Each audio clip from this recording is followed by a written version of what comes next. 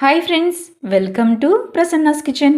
Friends, ఈరోజు రాయలసీమలో famous అయినటువంటి పచ్చిమిరపకాయలతో చేసే పప్పు అండి.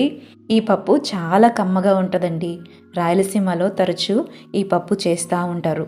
ఫ్రెండ్స్, ఈ పప్పు ఎలా తయారు చేసుకోవాలో తయారీ విధానంలోకి ఇక వెళ్ళిపోదామా? ఫ్రెండ్స్, ఈ పచ్చిమిరపకాయల పప్పును నేను కుండలో చేస్తున్నానండి, కుక్కర్లో చేయట్లేదు. ఇప్పుడు స్టవ్ వెలిగించుకొని కుండ పెట్టుకొని 1 కప్పు కందిపప్పు తీసుకున్నాను. కందిపప్పును నేను దూరగా వేయించుకుంటున్నానండి. ఇలా వేయించుకొని పప్పు చేయడం వల్ల పప్పు చాలా రుచిగా ఉంటుంది. ఇలా మంచి సువాసన వచ్చేంత వరకు కందిపప్పును వేయించుకోవాలి. వేయించుకున్న ఈ కందిపప్పును మనం శుభ్రంగా 2 సార్లు కడగాలండి.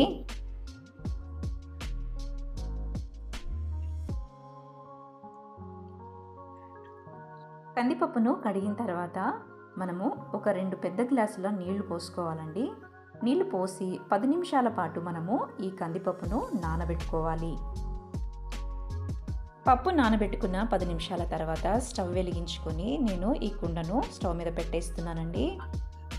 ఈ పప్పు మనకు పొంగు వచ్చేంత వరకు మూత పెట్టుకోకూడదు. పొంగు వచ్చిన తర్వాత ఈ పొంగు అంతటిని కూడా తీసేసి ఇందులోకి 1/2 టీ స్పూను పసుపు వేసుకోవాలండి.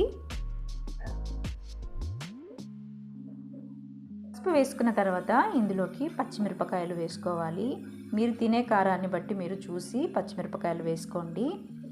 ఇప్పుడు ఈ పచ్చిమిరపకాయలు వేసిన తర్వాత ఒక చిన్న ఉల్లిపాయ కూడా కట్ చేసి ఇందులోనే వేసుకోవాలండి.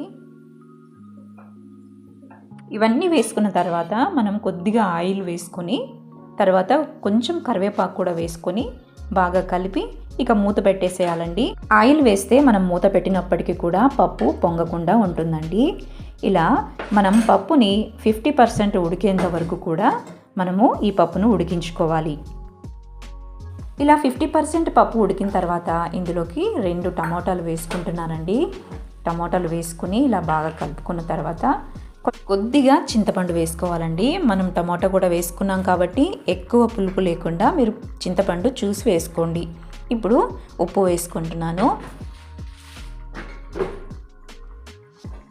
ఉప్పు వేసుకున్న తర్వాత ఒకసారి గరిటెతో కలిపి ఇక మూత పెట్టేసేయండి. ఈ పప్పు మనకు చక్కగా ఉడికిపోయేంత వరకు దీన్ని కదిలించొద్దు.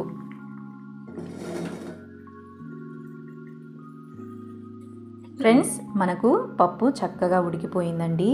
కొద్దిగా ఓపిక చేసుకొని మీకు టైం ఉంటే కుండలో కానీ లేదా గిన్నెలో కానీ దాని తర్వాత ఒక పదార్థం వేస్తూ మనం ఈ పప్పు చేసుకున్నామంటే చాలా రుచిగా ఉంటుందండి. పప్పు మనం కుక్కర్లో అన్నీ కలిపేసి చేస్తాం, కానీ మనం గిన్నెలో వండుకున్నంత టేస్ట్ కుక్కర్లో రాదు.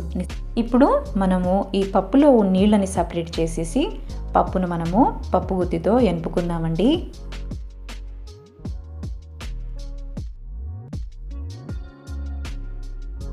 పప్పు మెత్తగా మనము ఎనుపుకున్న తర్వాత ఇప్పుడు స్టవ్ వెలిగించుకొని మనం పప్పుకు పోపు వేసుకుందామండి.